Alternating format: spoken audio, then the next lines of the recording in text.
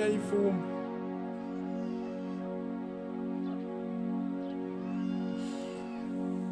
Makusinda kuyehlela la umina.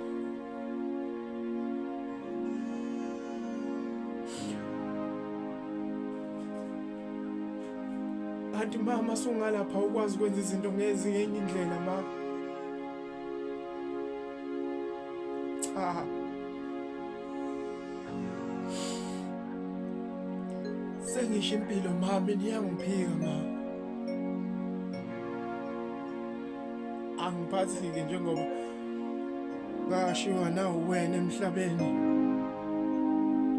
Kwamale kwayizihlaka zimuka nomoya.